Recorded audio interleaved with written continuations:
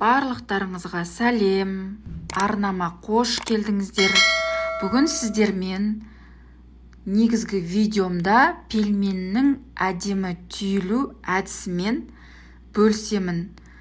Видеоны соңына дейін қараңыздар, және де менің каналыма қош келдіңіздер. Өздеріңіздің әдемі лайктарыңызды баса отырып, өздеріңіздің комментарияларыңызды жазып, каналыма тіркеліп кетіңіздер. Алдымен пиязды майдалап тураймыз, үстіне фаршты қоса отырып, тоз бұрышты араластырып, әдемі фарш дайындап, холодильникке салып қоямыз. Електен ұнды өткіземіз, бір жұмыртқа, алдын ала тұзды суға араластырып дайындап қоямыз. Електен өткізілген ұнымызға жұмыртқамызды қосамыз, және тұз суымызды араластыра отырып, жақсылап тұрып, қамырды илейміз. Қамырымыз өте қатты болмау керек, өте қатты жұмсақ болмау керек. Орташа көлемде болу керек. Дайын болған қамырымызды 1 сағатқа немесе жарты сағатқа қойып, дайын болған қамырымызды осылай оқтаудың көмегімен жаямыз. Жақсылап тұрып, жая отырып, бұл да өте жұп-жұқа болмау керек, және өте қалың болмау керек. Міне көріп тұрғандарыңыздай қамырымыз өте әдемі шықты. Соны оқтаудың көмегімен осылай орналастыра отырып, жақсылап тұрып кесіп аламыз.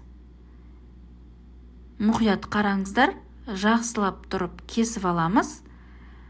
Және осы дайын болған қамырымызды ұзына етіп қайтадан жая отырып,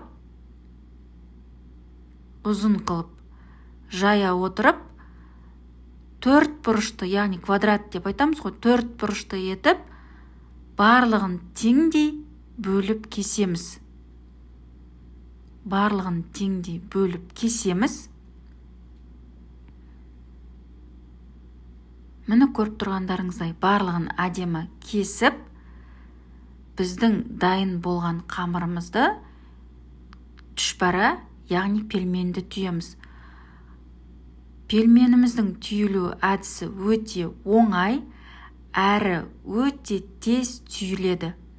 Негізгі бұл видеодағы менің негізгі мақсатым пельменнің негізгі түйілу әдісін көрсету. Әдемелеп түйіп, сол түйілген пельменді, міне көріп тұрғандарыңыздай, қалай түйілу жолдарын осы видеода көрсетіп жатырмын. Өте тез және өте оңай түйіледі. Бұл менің ең жақсы көретін тамағым, және ең оңай түйілетін, тез түйіп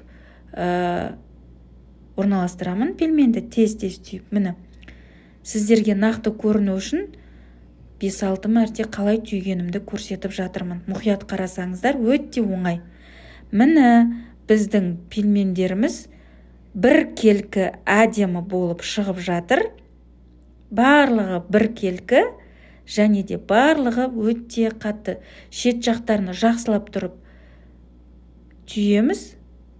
Және дайын болған пельмендерімізді, міне біздің барлық түйілген пельмендеріміз бір келкі әдемі шықты. Дайын болған пельменімізді морозильникке қатырсаңыздар болады, немесе тамаққа, яғни суға салып жесеңіздер де өте дәмді шығады.